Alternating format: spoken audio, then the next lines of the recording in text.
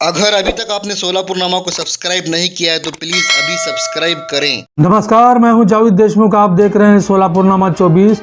आज हम अपने दर्शकों को बोदुताई घरकुल का वो कड़वा सच दिखाने जा रहे हैं जो घरकुल के निवासियों के लिए संस्था बनी, गले की हड्डी जो निकाल सकती है न निगल सकती है। इस अवस्था में घरकुल का साम्राज्य फैला है। घरकुल के संस्था के संचालकों को हमने फ़ोन कर उनसे संपर्क करने का प्रयास किया। कोई संचालक फ़ोन पे बात करने को तैयार नहीं और इस संस्था के जो कामकाज करने वाले, जो देखभाल करने वाले जो कर्मी हैं, उनसे भी हमने संपर्क किया तो वो कहते हैं कि हम कुछ भी आपसे बात नहीं करेंगे। जो भी आपको बात करनी है इस संस्था के निर्माता निर्देशक यानी संयोजक से आप बात करिए। तो ये कैसा पहलू है, हम ये सवाल अपने सोलापुर शहर के जनता और दर्शकों को बताना चाहते हैं कि क्यों हमें ये स्पष्टीकरण नहीं देना चाहते।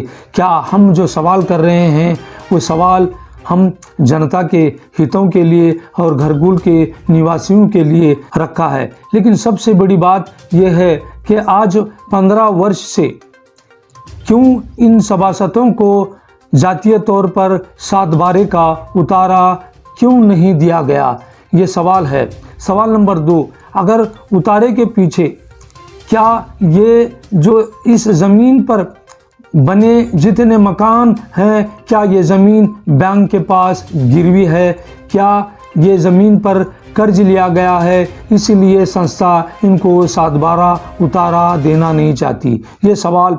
दूसरा सवाल, क्या यहाँ के 40,000 लोगों के लिए, किसी भी समुदाय के लिए, मुस्लिम समुदाय हो चाहे हिंदू समुदाय हो, इनके लिए न दफन विधि की कोई ज़मीन है न शमशान भूमि है?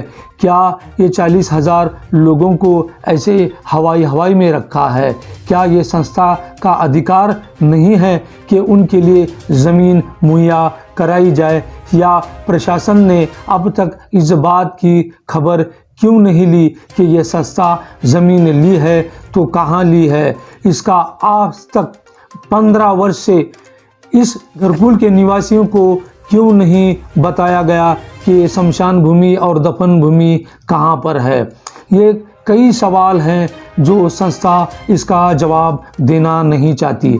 सब 400 एकड़ ज़मीन में फैला ये घरकुल का परिसर है जहाँ पे आज हम अपनी एक बात और बताना चाहते हैं कि 400 एकड़ ज़मीन का सारा प्रशासन ने यानी सरकार ने माफ़ किया है, तो इसमें नॉन एग्रीकल्चर ज़मीन का सारा भी माफ़ हुआ है।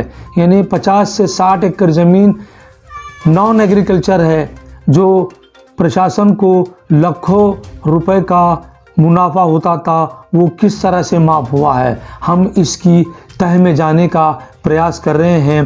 क्या प्रशासन क्यों इस घरकुल के परिसर को गंभीरता से नहीं लेना चाहता? सबसे बड़ा सवाल और एक होता है कि ये घरकुल का प्रशासन लाया जाए। अगर संस्था ठीक से काम कर रही है तो ये राशन वितरण प्रणाली क्यों बहाल नहीं करती? स्वास्थ्य उपचार की सुविधा क्यों बहाल नहीं करती? प्रशासन इस बात को गंभीरता से क्यों नहीं लेता?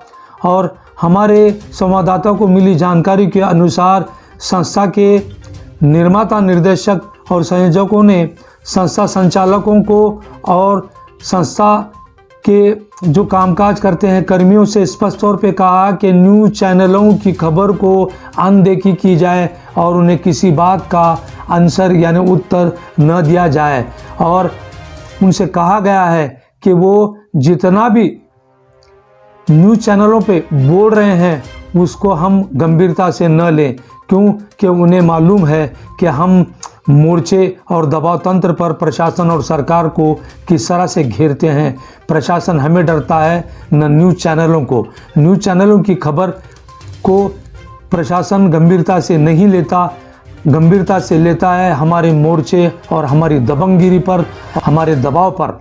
और ये बात हम प्रशासन जिलाधिकारी संबरकर, डीडीआर, सहकार मंत्री से सवाल करना चाहते हैं कि 15 साल से यहाँ के लोगों को क्यों इस तरह से हवाई में रखा है।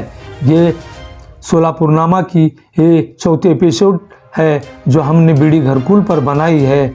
देखिए, सोलापुरनामा हर उस दर परत को उजागर करेगा। देखिए सोलापुरनामा का ये रिपोर्ट। धन्यवाद।